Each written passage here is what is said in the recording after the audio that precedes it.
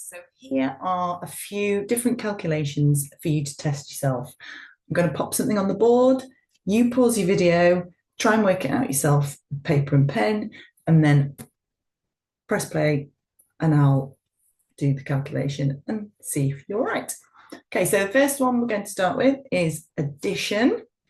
And I'm going to write down the sum for, I'm not going to say what the number is, but it's an addition and it's that. So pause your video now and have a go. And now I'll work it out. Pause it, don't cheat. Okay. So bearing in mind, you need to keep those columns lined up. So we've got 4-digit number here. We've got 4,034. That 0, remember, is called a placeholder.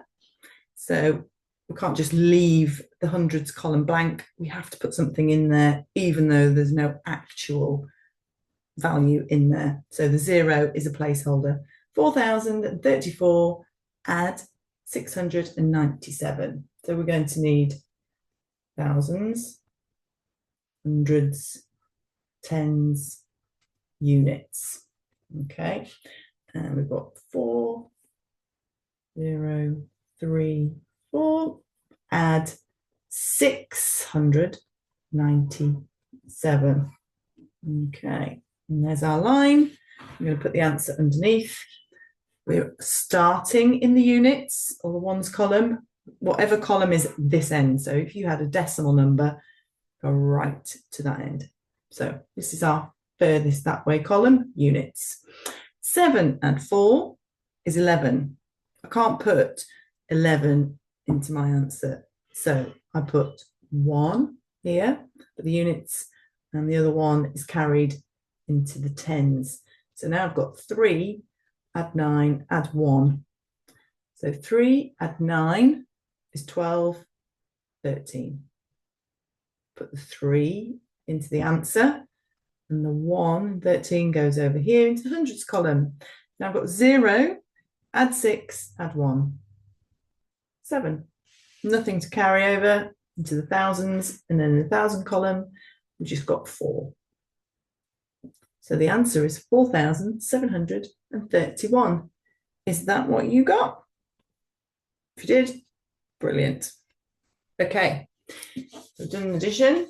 Now we're going to move on to this one. I would like you to find the difference between these two numbers.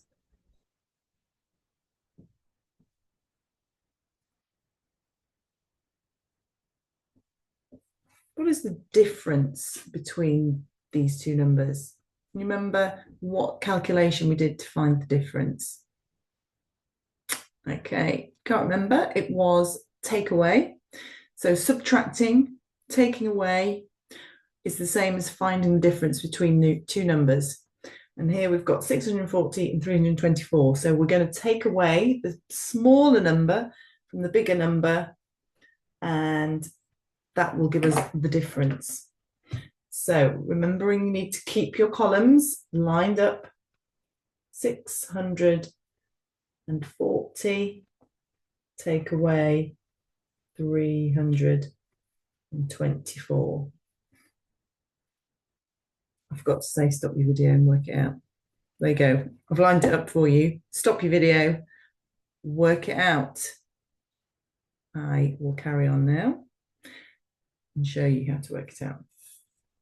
Okay, so again, we're starting in the furthest column this way, which is the units in this case. And we've got straight away 0, take away 4. I can't take 4 away from nothing. So we need to go over until we find a digit that we can take some from. So here we've got a 4. So let's cross out the 4 and put 3 into this column. And then that one that we've taken off here, we're putting into the units column. So we've now actually got 10 take away 4. So 10 take away 4 is 6. Okay, and in this column, we've now got a 3 We're going to do 3, take away 2, which is 1. And then we've got 6, take away 3, which is 3. So the answer to our 640 take away 324 is 316. So we also know the difference between 640 and 324 is 316. Is that what you got? Okay, I hope so. For the next one you're going to try, we're going to do multiplication. So let's work out this multiplied by this. We've got some nice juicy numbers there. Okay, use the Griff method and pause your video whilst you work it out with pen and paper, pencil and paper, or whiteboard if you've got one. And I'll work it out for you now. So is this what you got when you pause the video? So remembering our grid method, we've got 3-digit number multiplied by a 2-digit number. So we're going to need this one. I'm going to lay it out this way. Make sure I've got enough room for adding up at the end. I'm going to do 2 rows for our 2-digit number and 3 columns for our 3-digit number. So this 345 is going to be 345. Okay, and then here down this side we're going to have 63. Okay, so we've broken down what these numbers actually consist of. Okay, and then we're going to fill in the answers in our boxes. So here, 300 times 60, that's quite a big multiplication, but we don't need to look at the zeros at this point. We just need to know 6 times 3 is 18. So put our 18, and then we've got 1, 2, 3 zeros in that calculation, and we're going to put them on our answer. So 300 times 60 is 18,000. Big number. Okay, here we're looking at 60 times 40. All we need to know is 6 times 4, 24. And then how many zeros? 1, 2. Okay, and in here we're doing 60 times 5. Well, all we need to know is 6 times 5 is 30.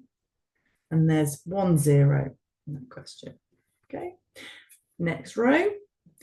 3 times 300. Some of you might already know that straight off. 3 times 3 is 9. And then your 2 zeros. And some people may have seen quite quickly 300 times 3 is 900. Okay, 3 times 40. 3 times 4 is 12. And then put your 0. And then the last box, 3 times 5 is 15. And then we need to add up all those answers at the side. So we've got 18,000. Now, when you've got big numbers like this going on, you really need to watch those columns. 2,400. I'm going to put 900 next. Then 300, 120. And 15. And then remember what I said before, you've got 1, 2, 3, 4, 5, 6 answers in your grid.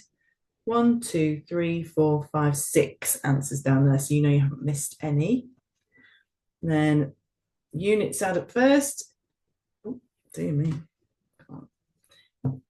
That's 5.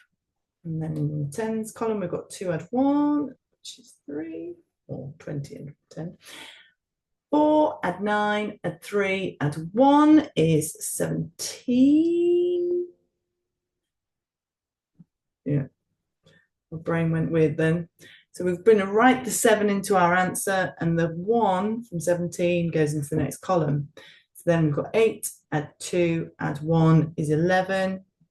Put the 1 in there and carry the other one into our next column. 1 add 1 is 2. So our answer is 21,735. Did you get that? Okay. Just building on from that, I want you to imagine that these were actually decimals. And our question is now 3.45 times 6.3. Pause the video and have a think. Remember, the digits in our answer be exactly the same for this multiplication, but where are we putting the decimal point? Have a think. Pause the video if you need some thinking time. Okay. Remember, look at how many digits come after the decimal point in the original question. So if it was 3.45 times 6.3, we've got 1, 2, 3 digits after the decimals in our question. So we're going to have 3 numbers after the decimal in our answer. 1, 2, 3, and the decimal goes here. You check on a calculator now. 3.45 times 6.3 will be 21.735. Okay. Let's just try one more. What if our original question wasn't 3.45? What if it was 345 times 6.3? What would our answer be then? Well, in that sum, there's only 1 digit after the decimal point. So there would be 1 digit after the decimal point in our answer, 1. If you check with a calculator now, 345 times 6.3 will be 2,173.5. And there we have it. I hope you got on well with those and you got them all right.